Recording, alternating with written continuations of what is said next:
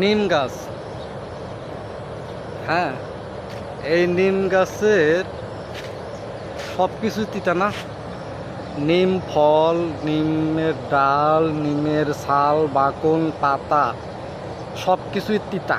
এমন তিতা, ওই তিতার উপরে চিনি দিলেও আর হচ্ছে তিতা দূর হবে না।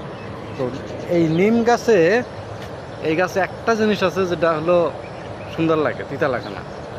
সেই জিনিসটা আমি দেখাই, আমি এখন খায়েও দেখাবো।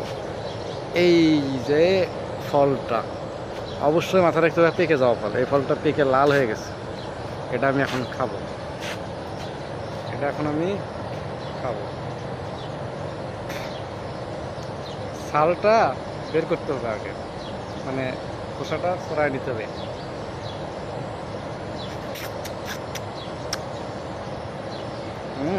সেই স্বাদ। এটা ডায়াবেটিস নিয়ন্ত্রণ করে, রক্ত পরিষ্কার করে, ত্বকের জন্য ভালো, ত্বকের উজ্জ্বলতা, তারপরে বিচি পাতলা, বিখাউজ, চুলকানি, দাউদ, হ্যাঁ, মানে ফাঙ্গাস জাতীয় যে ইনফেকশন বা রোগগুলো আছে এগুলো জন্য অনেক উপকার। শরীরে বিষ ব্যথা দূর করে, শরীরের যে বজ্র জিনিসগুলো, মানে রক্ত পুষ যেগুলো আছে, মানে বদ রক্ত, এগুলো বের করে দেয়। হজম শক্তি ভালো করে, দাঁতের জন্য ভালো, মুখের মধ্যে জীবাণু ধ্বংস করে, শরীরের সব জায়গারই জীবাণু ধ্বংস করে।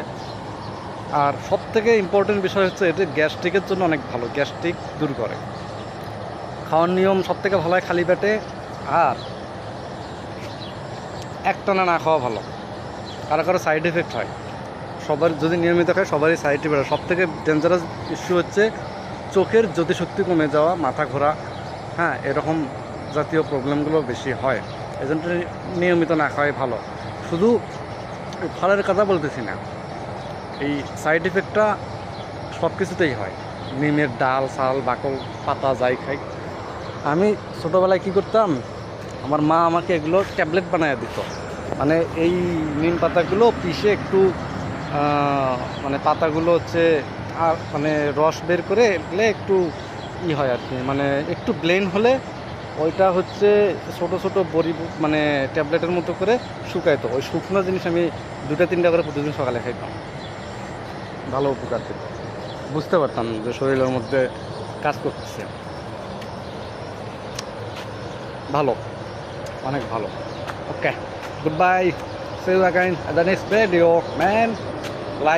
লাইক দেওয়ার কথা আমি কাউকে করি না, লাইক সাবস্ক্রাইবের কথা।